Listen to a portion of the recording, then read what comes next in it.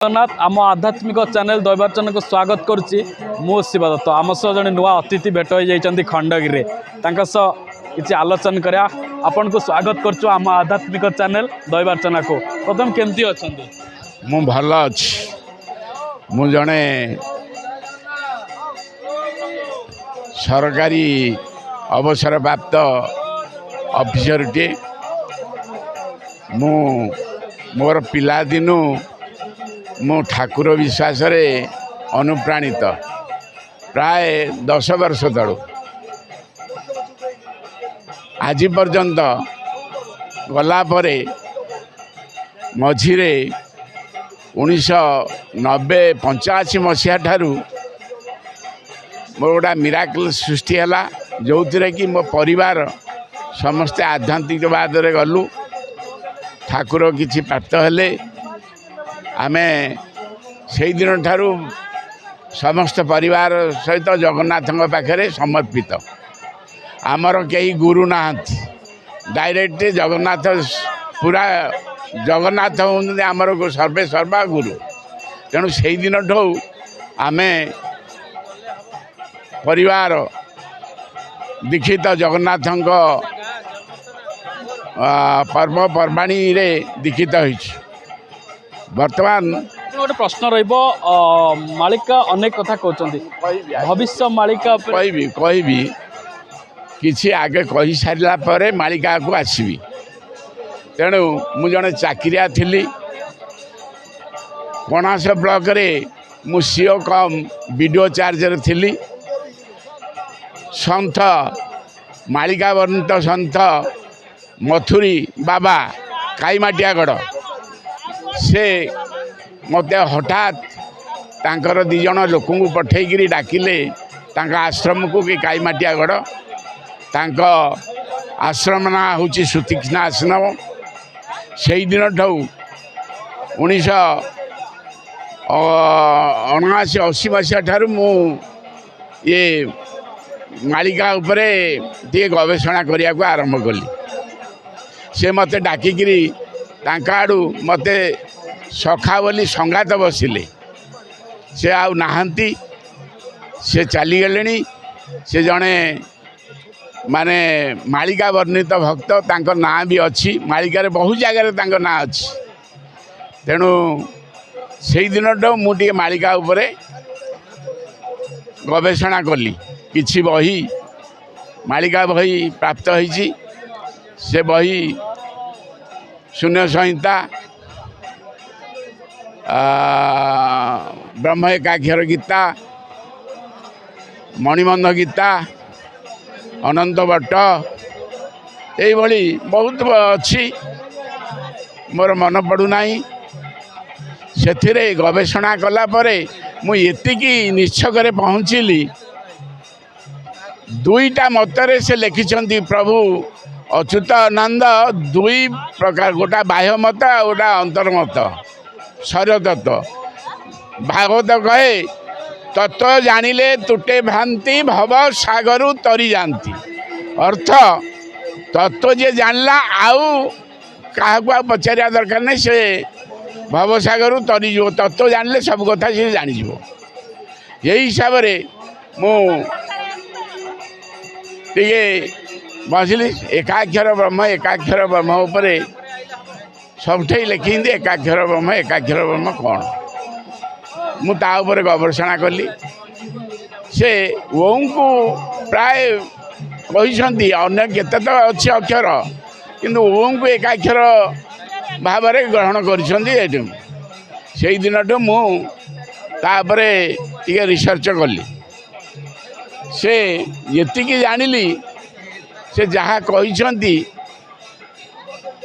Mean Shani जिते बड़े आसी संसार को मीन शनि जिते बड़े आसी सेते बेले कौन ना कौन विपद पड़ी देश गोटे कथा कहि 1866 मसीहा कथा कहूँ दिव्यसिंह देव 3 तांकरी अमल 9 कदुर्भिक्ष पड़ा 1866 मसीह से मीन शनि पड़ा से अच्युतानंद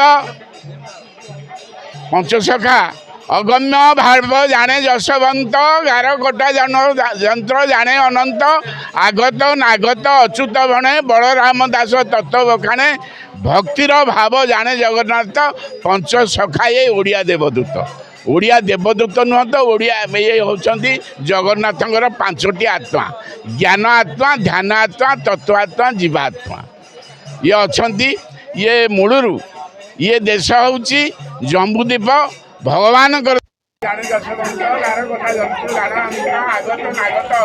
बलराम दास तत्वकाने भक्तर भाव जाने भक्तिर भाव जाने जगन्नाथ पंचसखाए ओडिया देवदूत जगन्नाथ पंच आत्मा यही ध्यानात्मा ज्ञानात्मा ब्रह्म विद्या आखिर जाए नहीं ये रूप आसिले बर्तमान कलिजुगर से जड़े साधु पुरुष हे रूप ने पंचसखा देह रे स्वर रूप रे स्वर रूप रे कहे सब से पुरुष होते मधुर कूल जन्म होते श्रीक्षेत्र अनडिवाइडेड पुरी डिस्ट्रिक्ट से जहाँ कहे से लुचि छपिकी रही से जहाँ कह नाई 2026 भारी देश घर को माने बाहर को सब माने विपत्ति आसुची कारण जिते बड़े देश को विनशनी आसी प्रति 30 वर्ष थे से किसी ना कि विपद आसी देहरे आसी मनीष को आसी देश को आसी रजा को भी आसी कारण 1866 मसीहा कथा जिते बड़े पुरुषोत्तम ये गजपति दिव्यसिंह तीन थे जो 1866 मसीह एमती भाव में पंचसखा लिखिं से मालिका आग पछ कर लिखिं से बाह्य मत भीतर मत भीतर बाह्य मत भीतर मत भक्ति कारण हाथ मध्य ब्रह्म ज्ञान समतप ब्रह्म ज्ञान समपुण्य ब्रह्म ज्ञान समतप न भूत न ब्रह्म ज्ञान भाया जिनस पवित्रता ना ब्रह्म ज्ञान ज्ञान आना तप भी तेणुक ब्रह्म ज्ञान सब आमर जितेबले शून्यवाद आमर सृष्टि हूँ शून्यवाद शून्य शून्य महाशून्य शून्य मध्य निरामय निरामय मध्य सहजोगी भगवान शून्य ही सृष्टि आमर केमी सृष्टि है माने अक्षर ब्रह्म सृष्टि अक्षर ब्रह्म को आमको धरते कौन अक्षर ब्रह्म को ओंकार को अक्षर ब्रह्म धरले से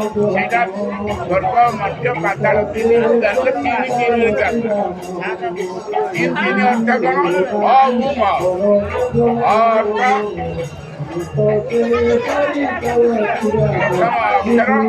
अक्षर अक्षर ब्रह्मा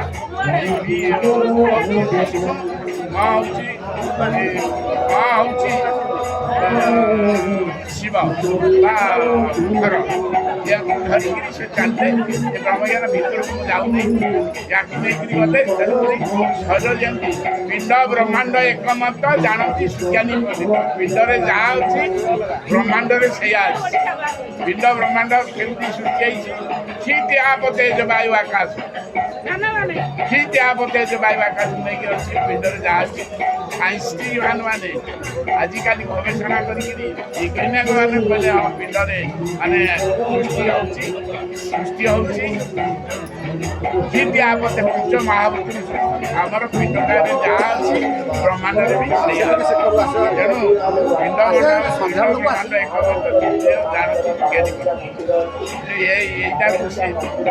कथा जहाँ कहते माने पिंड आ ब्रह्मांड को लेकिन लेखा मालिका शब्द जे चेता भक्त हो से जानी तेणुक ब्रह्मांड कथा बाह्य मत ମତେ କହୁଛି ଭିତର ମତ ବାହାରକୁ କହିଲେ ବହୁତ କଟକଣା ଅଛି।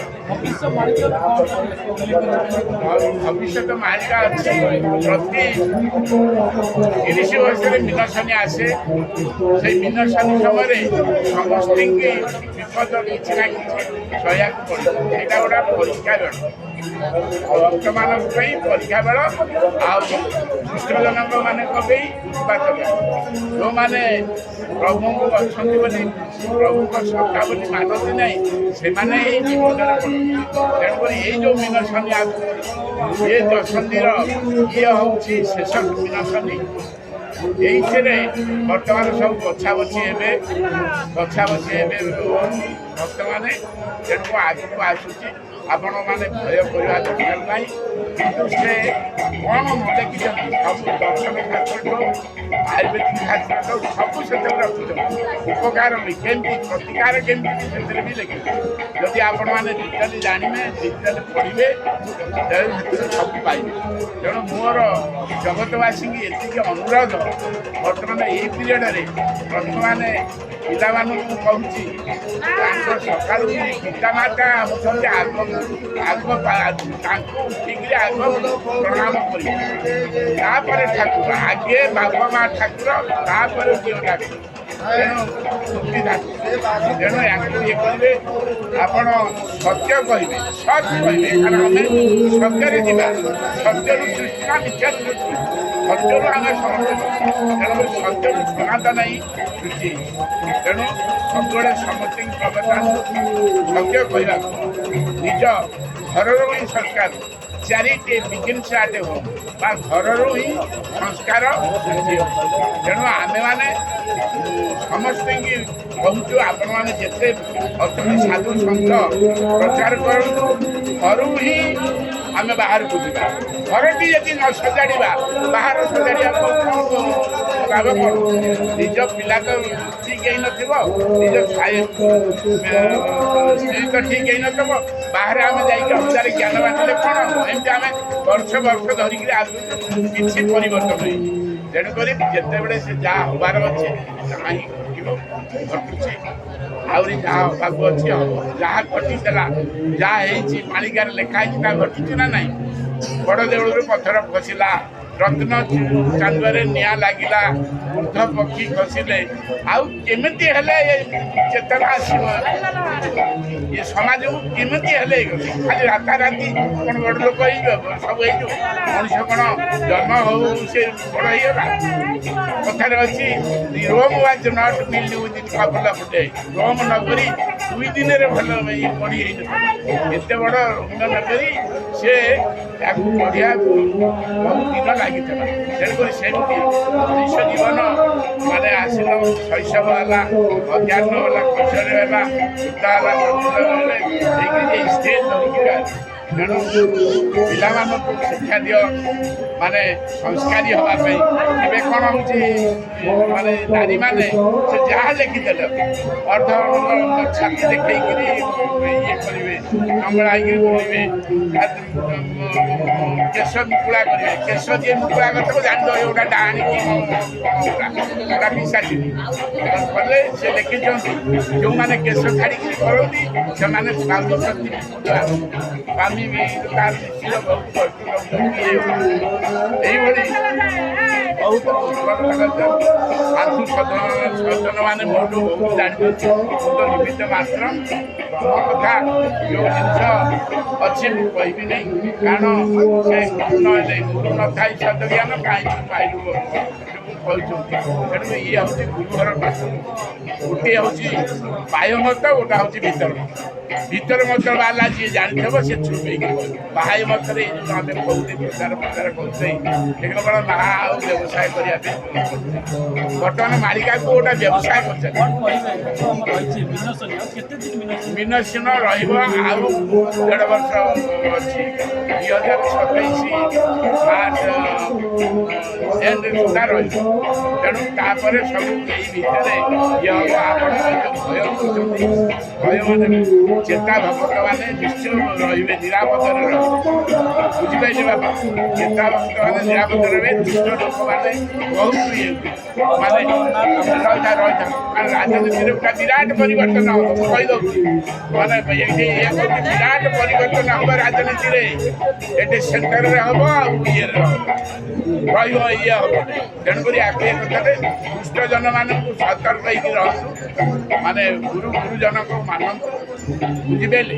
ଆଉ ନିଜ ଧର୍ମ ରଖିକିରି ଚାଲନ୍ତୁ। ବୁଝିଲେ? କୌଣସି କାହାକୁ ଯଦି ଅସହାୟକୁ ସହାୟ ହେଇପାରୁନାହିଁ, କାହା ଉପରେ ଆମର ଅଧିକାର ନାହିଁ, କାହା ଉପରେ ଅଧିକାର କରିବା ପାଇଁ। ତେଣୁକରି ଦୟାକରି ଶାନ୍ତି, ଦୟା, କ୍ଷମା, ଦୀପିକା ନେଇକିରି ସମସ୍ତେ ଚାଲନ୍ତୁ। ମୁଁ ଏତିକି କହୁଛି ଦେଶବାସୀକି, ଆଉ ସମସ୍ତ ଗୁରୁଜନମାନଙ୍କୁ କହୁଛି, ସାଧୁ ସନ୍ତମାନଙ୍କୁ କହୁଛି, ଏହାକୁ ମାଳିକାକୁ ବ୍ୟବସାୟ କରନ୍ତୁ ନାହିଁ। ପ୍ରତିଟି ଗାଁ ଗହଳିରେ ଯାଇକିରି, ଘରେ ଘରେ ଯାଇକିରି ନିଜର ମାନେ ଅଚ୍ୟୁତ ପଞ୍ଚୁ ସଖାଙ୍କର ବାର୍ତ୍ତା ଏତିକି କହି ମୋର ବକ୍ତବ୍ୟ ମୁଁ